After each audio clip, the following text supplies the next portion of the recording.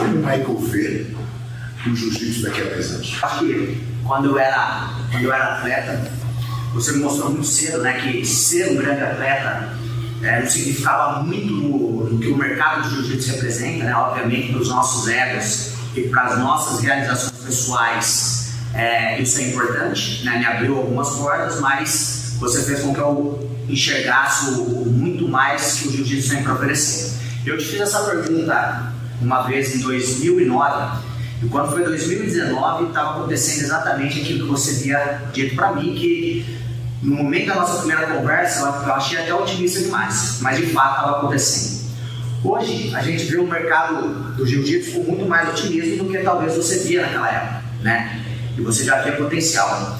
Eu imagino que o jiu-jitsu ele vai acontecer a mesma coisa que aconteceu nas redes de academias fitness, né?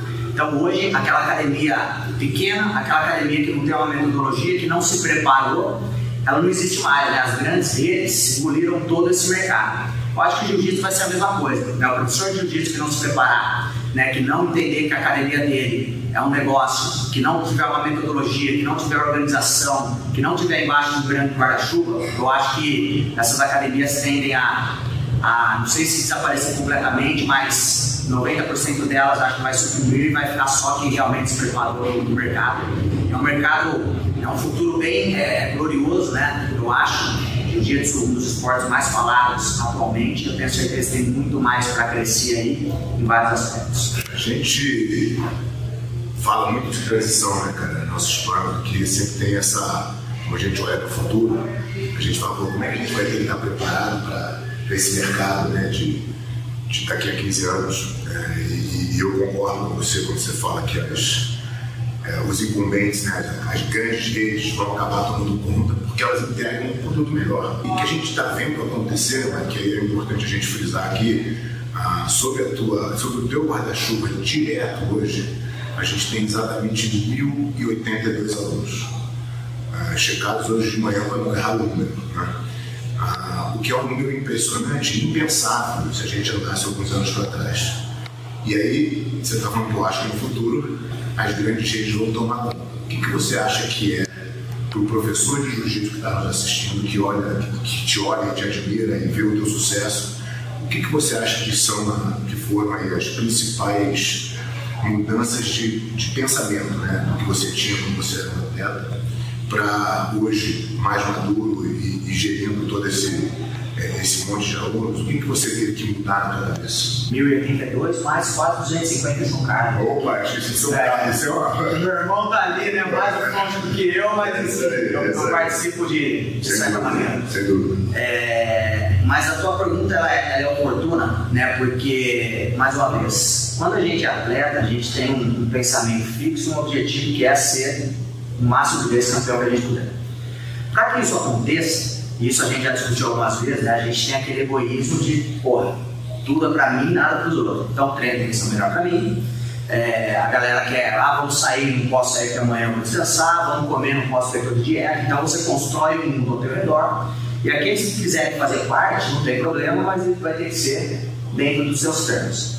Quando a gente vira professor, talvez essa foi a minha maior dificuldade, eu vivi a vida de atleta muito profundamente, é você dar aquele giro de 180 graus e agora não é mais você receber, é muito mais você dar, né? É muito mais você sentar, é muito mais você escutar a dor do outro do que falar a tua, e muitas vezes, né, você vai ter que sentar e tentar resolver um problema que nem é teu, de certa maneira, né? Mas pelo fato de você ser gestor daquela pessoa, ele acaba sendo. E muitas vezes também, a pessoa vem conversar contigo e ela não espera nem que você resolva o problema dela, ela só quer um ouvido ali e talvez alguém que a console ali de certa maneira, independente do problema que ela esteja vivendo. Então eu acho que essa questão de falar menos, de ser um bom ouvido, eu acho que é a principal característica. E outro ponto também, Fábio, que, né, a gente também tem conversado, você tem me instruído muito, é a gente usar a nossa inteligência em diversos fatores, né? A inteligência é multifatorial, muitas vezes a gente é muito inteligente numa coisa e não tão inteligente para outra. E quando a gente está em uma posição, né, de liderar algumas pessoas, eu acho que você expandir a tua inteligência em todas as áreas Eu acho que isso é de vital importância, né? Porque como a gente falou, desses 1.082 atletas, talvez 60 seja atletas, né? O resto são pessoas normais. Então, como que você vai ajudar uma pessoa, né, que vai falar de um problema para você que não é do esporte do jiu-jitsu? Como você vai conseguir ajudar essa pessoa se você não tem essa inteligência em outras áreas? Então, eu acho que esse é o ponto, né? Você se preparar e ter uma mentalidade mais aberta do que a vida. Como foi esse momento de transição e como é agora ter a certeza, né, que a gente tem um time coeso de novo? Quando eu assumi a academia e, consequentemente, o time de competição, eu, obviamente, estou em busca dessa maturidade ainda, mas eu era muito mais maturo do que eu sou hoje, né? A chegada da pandemia, essa reestruturação do time fez com que talvez eu atingisse a maturidade de uma maneira até mais rápida, o que hoje eu entendo que eu estou colhendo um fruto que talvez se eu não tivesse passado por essa dor, eu colheria somente lá na frente. Então eu acho que isso enxugou um pouco o meu caminho aí em tudo que a gente havia planejado. E outro ponto importante que é bom frisar aqui, né? Muitas pessoas acham que quando o Fábio se afastou da academia para cuidar da associação, o Fábio ele não fazia mais nada aqui na academia, não dava mais as suas opiniões, não ajudava aqui. Cara, você não estava aqui todos os dias, mas eu lembro que eu conversava contigo o tempo todo a respeito disso. Não importa quantas vezes a gente tiver que recomeçar, a gente vai conseguir alcançar o nosso objetivo novamente, porque a gente trabalha mais duro do que todo mundo, a gente se dedica mais do que todo mundo e a gente vive o jiu-jitsu de uma maneira diferente do que a maioria das pessoas vivem, né? Então, eu acho que eu me apegava muito nisso, em todo o conselho que você me dava para tentar reconstruir. Foi fácil? Obviamente não. Estou nessa busca da maturidade, nessa busca do controle emocional ainda, mas eu tenho certeza que a cada dia que passa eu vou aprendendo mais. Acho que duas lições, né, Mike, que ficam muito evidentes, assim. Primeiro é esse julgamento do bem e do mal, né? Assim, o que é ruim, né? Quando uma vontade tua imediata não se concretiza, a gente tende a reclamar do mundo, né? Achar que o mundo está conspirando contra a gente porque a nossa vontade não foi, de certa maneira, satisfeita, o que é quase um choro de uma criança mimada, né? Que todos nós temos, em certa medida. A gente quer as coisas e as coisas eventualmente não acontecem. Mas, como você bem frisou, o tempo vai nos mostrando e vai nos permitindo, porque aquilo aconteceu com a gente, olhar outros caminhos e outras oportunidades. E as pessoas que têm isso de verdade, né, dentro delas, que elas não esmorecem por uma vontade não conquistada, são aquelas que no futuro conquistam as coisas importantes. E aí o nome do jogo é a consistência. Pô, o que a gente faz todo dia, que a gente sabe fazer, que a gente vai continuar fazendo no matter what, né? Então a gente está aqui todo dia, pô, você está aqui todo dia, você dá aula todo dia, você cuida do teu aluno todo dia. Cara, eventualmente a gente está vivendo um momento difícil, daqui a pouco isso vai passar e o sol vai nascer para quem trabalha, né? Então acho que você é a prova mais uma vez, né, que esse conceito é verdadeiro. E aí, só para completar a minha pergunta, o que você faz hoje na tua cabeça para controlar essa... Porque assim, a gente tem um time muito forte, né, cara? E a gente tá vendo isso, a gente treinou hoje aqui com a garotada, a gente vê, né, cara, o que é essa evolução aí. Como é que você trabalha a tua cabeça para manter os pés no chão aí e não usar isso, na verdade, como... Porque é claro que, no final, as pessoas vão ver, né, que teve uma queda e que a Aliança está voltando com tudo e tal. Mas como é que a gente faz para não ter esse sentimento de... Tá vendo, né? Tipo, que isso não é payback para ninguém, né, cara? Isso é o nosso trabalho, né? Como é que... Mas, ao mesmo tempo, o emocional tá ali falando, tá vendo? Mostra para que não sei o quê. Como é que você lida com isso aí? Nesse momento onde a equipe de competição estava fragilizada, é importante frisar, né, que a nossa escola, o nosso time, tem outros braços tão importantes quanto, claro, né? Então, nesse meio tempo de reestruturação, onde todo mundo achava que a gente estava naquele sentimento de terra arrasada, a gente estava cuidando de outras coisas que hoje, né, a gente já colhe frutos importantíssimos dentro da nossa equipe. Então, quer dizer, o problema é quando você se apega muito a algo, né, e a competição nunca vai deixar de ser importante, mas quando você faz aquilo da tua vida, talvez, se a gente só tivesse isso no nosso guarda-chuva, né, o sentimento ia ser muito pior do que foi. Né? Então, o que a gente fazia também era se apegar em outras áreas do nosso negócio. Que, porra, 10 frentes diferentes para trabalhar e vamos aí. Exatamente, e uma vem puxando a outra. Agora, essa questão que você puxou, Fábio, né? Eu não vou ser hipócrita de falar que, não, eu não penso nisso, porque a gente é atleta, a gente é competidor a vida toda. Eu tenho certeza. E a gente quer, né, justamente mostrar que a nossa equipe sempre é a melhor, que a gente está aí para brigar realmente, e que aqueles que apostaram no cavalo que não foi o nosso, apostou no cavalo errado, né? Mas eu acho que o ponto, cara, é o seguinte, quando a gente começa a colocar o nosso esforço, tem um ditado que diz, né? Trabalha em silêncio, porque o teu sucesso vai ser o maior barulho para as pessoas em volta, né? Eu acho que a gente vem vivendo um pouco disso, porque como você falou, quando a gente teve essa reestruturação, cara, eu me lembro até hoje, cara, eu tinha que me motivar o tempo todo, porque eu chegava para dar aula e às vezes tinha 8 pessoas, 9 pessoas, né? Enfim, essas pessoas que ficaram naquele sentimento de que, poxa, será que eu tô tomando a decisão certa de ficar? Como que vai ser? Todo, né? Então, quer dizer, ficou um sentimento também de dúvida, muitas vezes, até na minha cabeça, eu vou te confessar. Eu falei, será que eu vou ser bom o suficiente para poder reconstruir novamente? Né? Lembrando que a tua imagem aqui é insubstituível, mas, obviamente, ocupar um espaço que foi teu era de muita responsabilidade para mim naquele momento, e o que eu pensava era isso, né? Será que eu tenho skills para poder fazer isso acontecer novamente? Só que aí, mais uma vez, né, vem esse questionamento que é do ser humano, como eu falei, e no dia seguinte eu já falar, poxa, né, preciso trabalhar, se eu quiser colher um dia, eu vou precisar plantar, regar e fazer o que tem que ser feito agora. E as coisas foram acontecendo de uma maneira natural, e eu acho que hoje, né, no backstage aí dos campeonatos, a gente já escuta alguns ruídos assim de que, poxa, os caras são foda mesmo, né? A gente tenta criar uma outra fórmula, mas a fórmula dos caras é realmente o que traz o sucesso contínuo para o negócio, sustentável para o negócio, né? Porque aquele sucesso meteórico, isso aí todo mundo, não todo mundo, mas a maioria das pessoas consegue conquistar, mas aquele sucesso longo, duradouro, né, que vai perdurar aí durante anos, para isso a gente precisa ter um processo e ter algo que faça com que isso seja sustentável. Eu acho que esse é o maior sucesso nosso, né? A maior prova de que a gente está no caminho correto, todo mundo tentar sempre fazer algo diferente, e o resultado no final é sempre o seguinte, o que os caras estão fazendo é o caminho mesmo, tem outro jeito de fazer. E isso não quer dizer que a gente não traga inovação, que a gente não, né, modernize. O nosso jiu-jitsu talvez seja um dos mais modernos que tem aí, super atualizado e tal, mas a gente não foge do fundamento, né? Eu acho que quando a gente pensa na consolidação do time, da equipe, da escola, né? Porque, como você falou, são várias frentes que a gente tem que cuidar. Quando uma está indo mais ou menos, a gente está bombando em 3, 4 diferentes, né? Isso faz com que a gente esteja o tempo inteiro ocupado. Mas a gente respeita um pouco a forma tradicional de fazer. Talvez a gente seja um pouco conservador nesse aspecto, né, cara, de manter a tradição do que é uma escola de jiu-jitsu. E a gente tem conseguido ter continuidade nisso.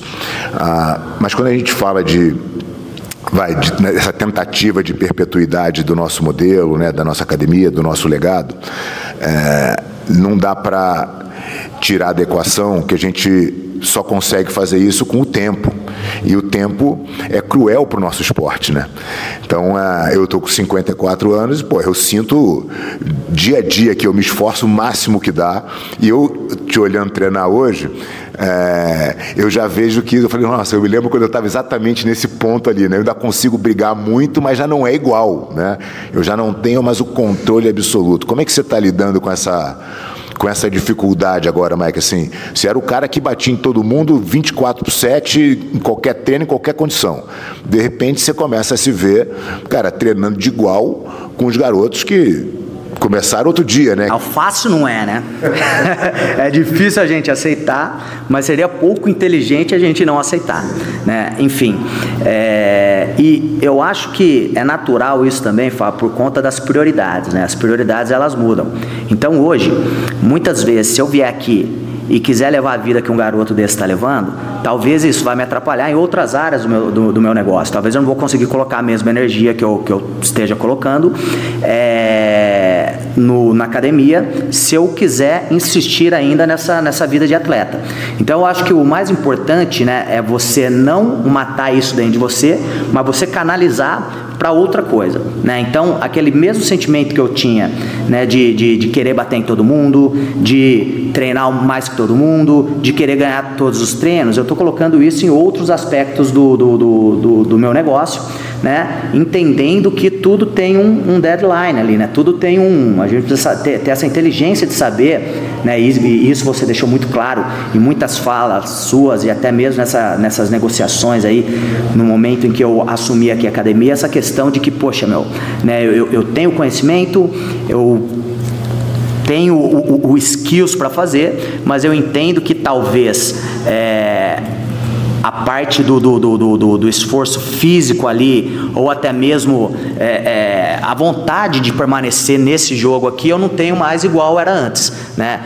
Eu sentia muito isso, e hoje eu sinto também. Eu sinto que eu sou melhor de jiu-jitsu do que antes, eu sinto que eu sou mais forte do que antes, mas claro que a parte física e principalmente o mental já não é igual, né? Então, quer dizer, eu estou tentando ter o mental tão forte quanto eu tinha na competição, na parte do business agora. Então, eu acho que o importante não é você adormecer esse sentimento, e sim você canalizar ele para outro segmento da tua vida. Isso não tira a dor do momento, né?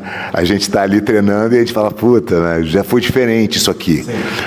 Mas isso foi uma coisa que eu vivenciei muito tempo, cara. Primeiro, era uma fase onde ainda parecia que dava. Então, as pessoas achavam que dava.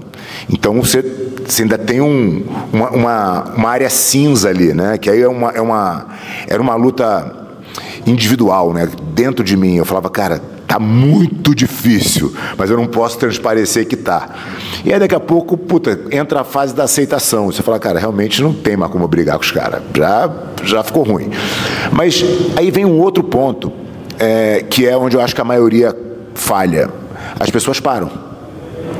Quando o cara entende que não dá mais para ele sai de cena e ele vira o professor que é intocável.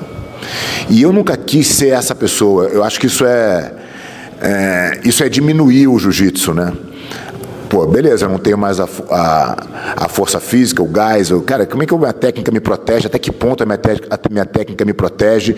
Cara, vamos ver até onde vai, né? E aí é um período da aceitação. E aí, cara, eu continuei treinando aí, continuo treinando o máximo que eu posso, o máximo que o meu físico me permite.